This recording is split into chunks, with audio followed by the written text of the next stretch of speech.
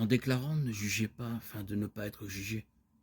Et c'est de la mesure dont vous mesurez les autres que Dieu se servira pour vous mesurer. Matthieu 7, 1, 2.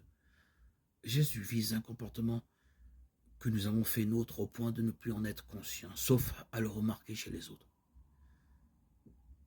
Ce qui est en cause ici, ce sont nos préjugés, les jugements que nous portons sur les autres. Souvent, nous avons une opinion toute faite sur les gens à qui nous avons affaire et nous n'en démordons pas, quoi qu'il puisse arriver. Souvent, nous ne voulons voir en tout et en tous que ce qu'il y a de négatif et de mauvais. Et nous prenons plaisir à nous en faire l'écho. Souvent, nous dénigrons les autres, soit dans notre pensée, soit dans nos conversations. Nous les faisons comparaître à notre tribunal ordinairement pour les condamner. Pourquoi sommes-nous si peu sûrs de nous et si souvent mis en question?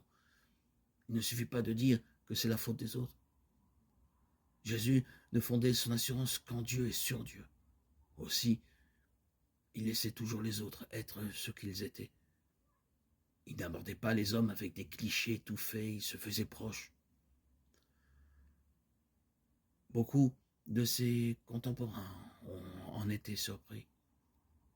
Ils avaient la certitude qu'il ne leur voulait que du bien. Ainsi ont-ils pu prendre un nouveau départ, changer de vie.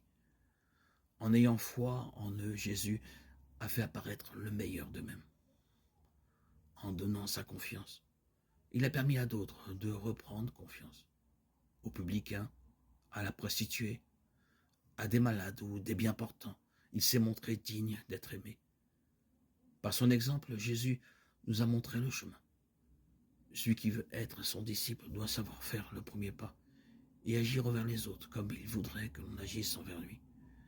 Si nous prenons l'habitude de voir ce qu'il y a de bien chez les autres et de le dire, cela aura une répercussion sur notre propre vie. Celle-ci pourrait être plus joyeuse. Nous pourrions sourire de bien des faiblesses humaines. Nos réactions seraient plus sereines. Une telle attitude positive nous permettrait de nous aider les uns les autres, entre époux, entre membres d'une même famille, entre amis. Tout ce que vous voulez que les hommes fassent pour vous, faites-le vous aussi, pareillement pour eux. Voilà la loi et les prophètes, Matthieu 7, 12. Dans le sermon sur la montagne, Jésus ne se soucie pas de donner des règles minutieuses concernant le comportement quotidien de ses disciples. Il fait beaucoup mieux. Il montre combien l'appel qu'il lance est large et illimité. Aucun secteur de la vie humaine n'y est étranger. C'est un esprit qui inspire et anime la vie du disciple. Mais on se tromperait et on méconnaîtrait ce que furent la vie et le message de Jésus si on en concluait que le disciple doit tout accepter et approuver. En agissant ainsi, on favoriserait le mal, on en serait complice. Beaucoup y verraient une invitation à persévérer dans leur méchanceté.